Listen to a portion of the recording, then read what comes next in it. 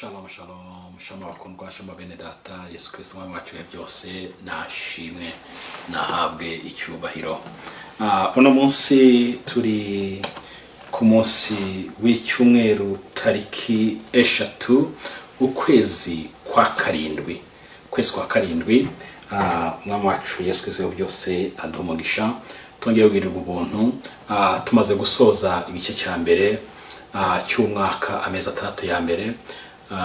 Reka umuntu abanza ashimira Imana kuko ayo mezi 6 tuba twahuyemo na byinshi, kuko umwana w'umuntu ajya ahorana byinshi uko bukeye uko bwije, ariko kimwe gusa tujya twiringira Imana ko igituba hafi kandi gidutegura ibintu uko ibona bikwiriye. Amina, haleluya. Niyo mpamvu uno munsi nagira ngo aho giti cyanjye ndashimira Imana kubwa amezi 6 ya mbere atambutse mu mwaka 2022. Na amezi nahwemo n'ibigeragezo byinshi, ariko kubwo umwana w'umuntu tugomba guhura nabyo, kandi hari byaje mu byagomba kudutwara ubuzima, ariko Imana iraturinda tubivamo amahoro.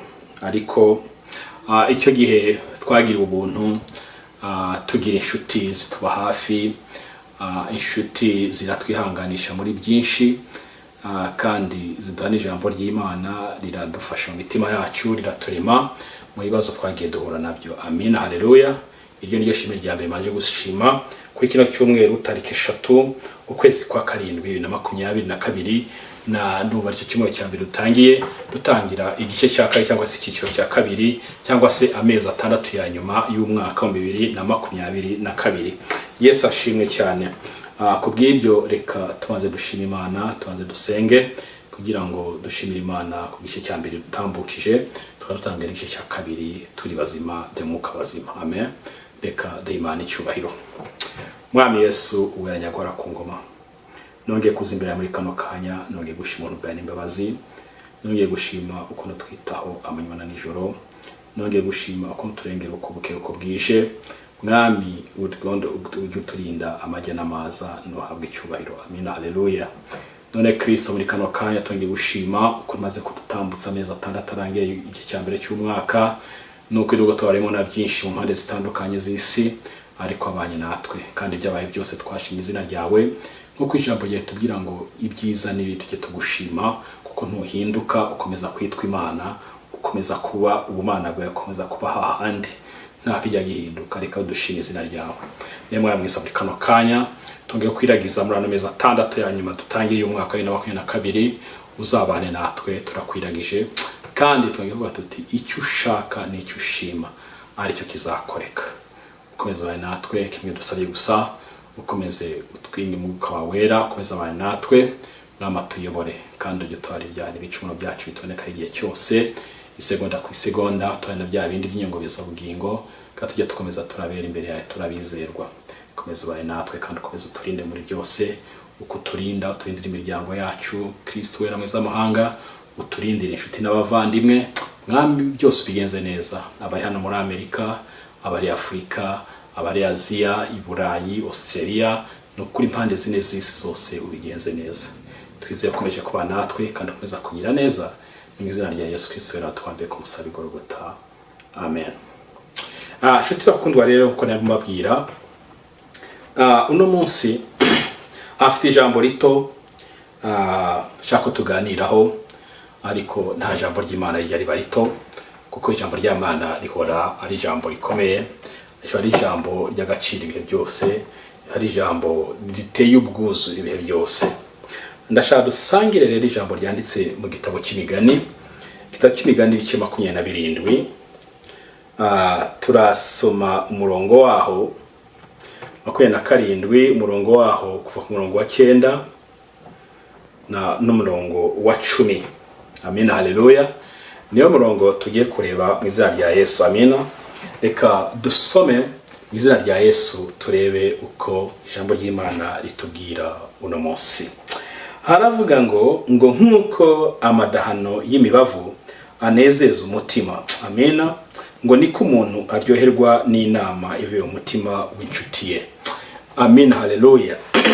Ijambo ry'Imana mu mbare mabye ko mishize nabwo bamaze ngwaye inkorora, n'ubu ntabwo ndamera neza, ariko reka ntabwo ushaka gutuma ijambo ryatarakomeza, ariko icyo gihe byameze nabi n'ijwi ntabwo ryasohoka, ariko ndashima Imana ko bishoboka. Amen. Ngo nkuko amadahano bene data, ngo nkuko amadahano y'imibavu anezeza umutima. Amadahano yavuze imibavu bene data, imibavu ni ikintu gikomeye, ikibavu ni ikintu gikomeye. Ni ukuvuga ko imibavu usomye mu kindi Kinyarwanda yavuga ngo ni uwatamirijwe ishangi n'imibavu anezeza umutima. Amen, haleluya. Ngo nkuko amadahano y'imibavu anezeza umutima. Umubavu ni ikintu gihumura neza bene data. Ngo niko umuntu aryoherwa n'inama ivuye mu mutima w'inshuti ye. Niko umuntu aryoherwa n'inama ivuye mu mutima w'inshuti ye. Bene data, mu bihe tugezemo tujya duhura na byinshi, ariko ufite inshuti nziza ibana nawe ikaguha amagambo meza gukomeza kugira ijambo ry'Imana ngo tujye dusindagizanya, nukuri ngayo magambo ubwirwa n'inshuti yawe, ayo magambo ubwirwa n'inshuti yawe ngaba ameze nk'amadahano y'imibavu ajya nezeza umutima. No kuvuga ko umererwa neza kubw'amagambo ya meza ubwe n'inshuti yawe. Nukuri n'amagambo abashimishije, nukuri n'amagambo abaryoheye ugutwi kumva iby'Imana igushakaho. Bene data, ariko muri bino bihe tujya tubaho abantu bashaka gukomeretsa bagenzi babo. Amen. Umuntu agashaka gukomeretsa mu magambo, kandi muzi ko amagambo buri ijambo ry'Imana amagambo ni ikintu gikomeye, ni inkota ngityaye igihinguranya imitima yacu.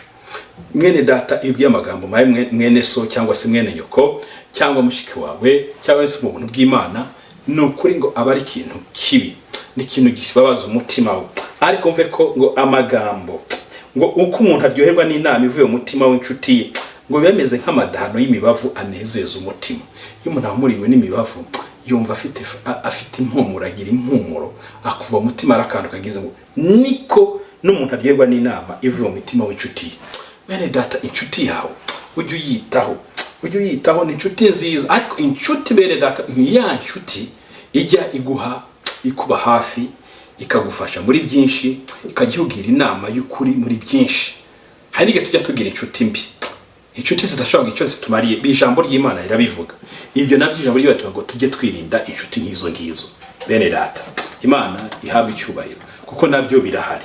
Reka aho ngaho iyo ugiye kureba nk'iryo jambo, ushobora no kureba turebye hano mu bice 16 umurongo wa 21 n'umurongo wa 24 hano mu migani nyine 16 umurongo wa 21.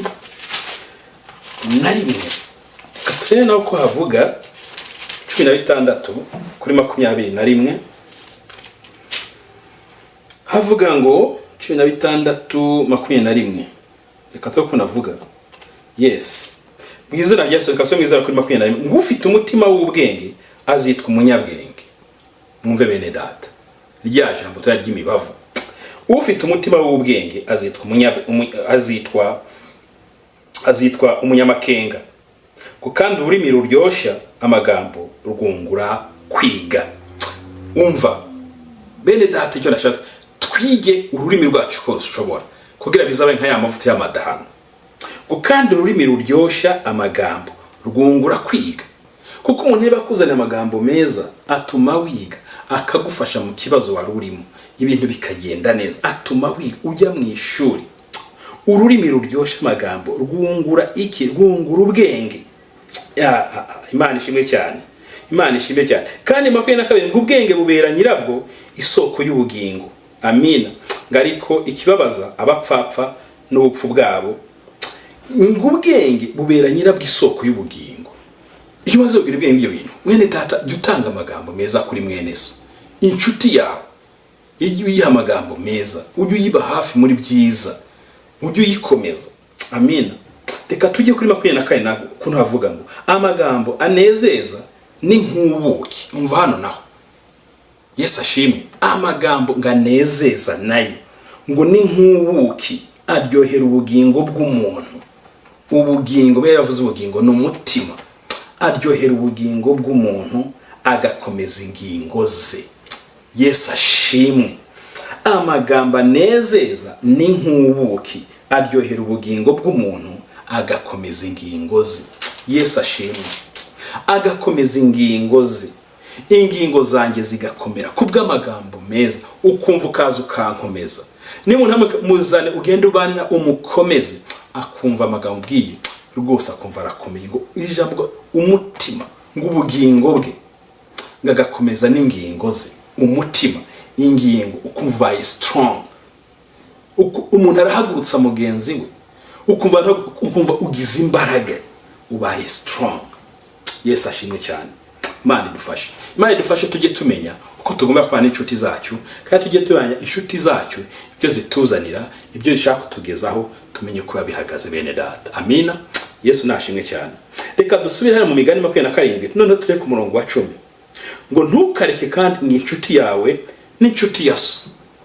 Mwene data ukuri, ntukareke inshuti yawe. Jya umenya niba ufite inshuti, tujya tugira inshuti nyinshi, ariko niba uzi ko ufite inshuti nyanshuti mwene data, ngo ntukayireke. Ijambo ry'Imana tugina ngo ntukareke iyo nshuti. Genda umuntu wo kubihamya, n'umuntu wo kubihamya. Tujya tugira inshuti rwose ukagira n'inshuti, ariko atari inshuti nyayo. Ariko bikubwira ngo inshuti yawe nyayo y'ukuri. Ndabazi benshi inshuti nyazo z'ukuri, pana zimwe ziyorobeka. Ubaye inshuti mwene data, uri inshuti yiyorobeka kuri mugenzi wawe, uzacibwa hiteka. Jya uba inshuti y'ukuri, inshuti ikoresha ukuri. Amina. Uba inshuti y'ukuri, wirinde kuba inshuti y'indyarya kuri mwene so. Kujya ubwira umuntu amagambo uri mu muryarya aba ari ikintu gikomeye. Imana idufashe. Ngo ntukareke inshuti yawe ngo ni inshuti ya so. Mwene data, niba ufite inshuti yawe uzi ko inshuti yawe, ngo ntukayireke. Buryo ufite ubutunzi bukomeye, ngo kandi ni inshuti ya so yakubyaye, ntukayireke. Kuko irya nshuti bari kintu barabwiye dokarina hari umubano yagiranye na so yakubyaye. Bine mpamvu biri kubwira ko ntukareke inshuti ya so. Ntukareke inshuti ya so. Amina, haleluya. Ntukayireke, niko biri tubwiye. Ngo kandi ku munsi ugize amakuba ntukajye gutabaza mwene so. Amina. Umuturanyi uri hafi aruta umuvandimwe uri kure. Tujye tumenya zino nshuti dufite. Jya ufata inshuti, niba waragize inshuti muturanye, inshuti mubana, mwene data yifate neza. Bibiliya ntabwo ngo hari umugani bajya banga umubanyi niwe muryango. Bibiliya irabihamya neza. Numva ngo kandi ngo ku munsi ugize amakuba ntukajye gutabaza mwene so. Kuko nk'undi hano muri Amerika ntabwo natabaza mwene mama muri Afurika, ntabwo byashoboka. Kandi nawe ntabwo ubanza gutabaza uri iruhande rwawe. Ngo kuko umuturanyi uri hafi aruta umuvandimwe uri kure. Yewe nubwo hano muri Amerika, ubundi muri state yayo, ntabwo nahamaga muri New York, sinahamaga muri Texas, ntabanje guhamaga umuntu ndi muri Iowa, muri Cedar Rapids, kuko ni umuntu duturanye. Niko ijambo ry'Imana ritubwiye. Umva mwene data, ntukareke inshuti yawe. Niba uzi ko wagize inshuti muri ufite inshuti nyanshuti, jya uyinambaho. Niko ijambo ryo, jya uyinambaho, ntukayireke. N'inshuti ya so ntukayireke. Niba ufite amahirwe yo kumenya inshuti nyanshuti ya so yakubyaye, ijambo ry'Imana rivuga ngo ntukayireke. Ni inshuti nziza. Amen. Ubwo n'umwuka w'Imana tugira iyo nama. N'umwuka w'Imana tugira nama, ntitukareke inshuti twagize mu buzima bwacu. Tujye tubana nazo. Tujye tubana nazo bene data. Zitube hafi, tuzibe hafi. Kuko tuba dufite ubutunzi bukomeye. Ngo kandi tujye tumenya gutabaza. Ntukajye wirengagiza iyo nshuti yawe muturanye. Hari abantu baturana ugasanga ntibanavugana. Ni gitangaza. Ugasanga umuntu muranasenga, ariko gira bayaza gusura mugenzi we bishoboke. Ye muturanye kikaba ikibazo. Ugasanga abantu bari kwitwaza ibintu byo mu kizungu muri Amerika cyangwa se n'ahandi Burayi. Ngo nta time dufite, ngo nta mwanya. Kandi umuntu zikari inshuti ya ubwo nawe umwisha umutima. Yari afite ko yagusava ati none se bene data, uyu muntu biragenda bite? Azaba bako ndi kumutesha umwanya we. Ntabwo yatwitwaza imyanya mu kizungu, saba niba ari gusurana. Ariko kamyari kandi ukava muri inshuti. Hari gihe bivamo inshuti bw'uburyarya. Tereka ndangiza ugasanga no umuhango. amina. Imana yacu idufashe cyane, Imana yacu idufashe, iduha imbaraga, iduhe kumenya inshuti zacu. Dufite ijambo ry'Imana yatubwiye tumenye inshuti zacu, amina. kandi iyo usomye iyo muri Bibiliya y'ubusobanuro yo kwano ku murongo wa 10 gikubwira ngo ntukabure inshuti magara. Mu nshuti ujye ushakamo inshuti magara, ujye uzireba mu nshuti dufite, ujye ushakamo inshuti magara. Niko ijambo ry'Imana tubwira ngo ntukabure inshuti magara, kuko mu bibazo umuntu yiringira inshuti kurenza uwo bafitanye isano yo mu muryango, umuvandimwe uri kure, yaba mu buryo bwo kumubona cyangwa bw'amarangamutima. Amen. Inshuti yiruta muri kumwe ishuta uwo muryango kure. Niko ari umurongo wa 10 y'ibisobanuro kubwiye ngo ntukabure inshuti magara. Bene data, niba uzi ko nta nshuti magara ufite, ugishake. Kuba udafite inshuti uvuga tunamwitabaza igihe cyose gishoboka, nubwo yaba umwe. Kuko kuri ijambo Imana ivuga ngo umva ngo mwese nk'urwo hatanga ubwami bw'ijuru ngo umuntu umwe, Imana izakora umunsi mukuru, iminsi mukuru utarangira uzahora ibihe byose. Nawe ijambo rivuga ngo shaka inshuti magara, ntukabure inshuti magara. Mwene data, shaka inshuti magara muri wowe, umwe mushaka kubwira ikibazo cyawe cyose, akazahubwira inama y'amagambo nganezeza ngo ubugingo, gagatuma ugira n'imbaraga, gutera n'imbaraga zo mu ngingo zawe. Amen. Ushaka inshuti magara, kuko mu bibazo byose uzamutura ikibazo cyawe, afufashe gusenga, aguha amagambo meza gukomeza, kubera inshuti magara wizeye. Ntabwo ushaka kuganira n'umuntu mu buryo nk'ubwo atari umuntu wizeye. Bijya bibaho. Mana rero dufashe bene data, iryo jambo ni rito, niryo nashaka ko tuganira kuno munsi, rijyanye n'ikintu bita ubushuti cyangwa se inshuti. Kugira inshuti tugomba kubaho twizeye. Imana y'amahoro ni ukuri ibaho umugisha, kandi Imana ikomeze ibagire neza, ikomeze itugire neza twembi muri byose, kandi ikomeze ibane natwe amajya n'amaza, ikomeze ibane natwe mu bihe byacu byose, ikomeze turinde amanywa na nijoro. Amina. Kuko nicyo giti cy'inganzamarumbu tujya twugamamo, nicyo gitare twubakaho. Imana ibaho umugisha, kandi Imana ikomeze ibagire neza. Ni ukuri mwese abumvise no jambo ry'uno munsi, umwami w'amahoro abaho umugisha. Ubwo tuzongera kubonana ku cyumweru gitaha, Imana ihatugeza, kandi byishaka nibyo bari bizima, twabana abantu cyo dushaka guhindura. Amen. Imana ibane natwe. Reka dusenga Imana. Mwami w'amahoro, gitari gikomeye, nongeye kuza imbere ya muri kano kanya, nshima izina ryawe n'uhabwe icyubahiro.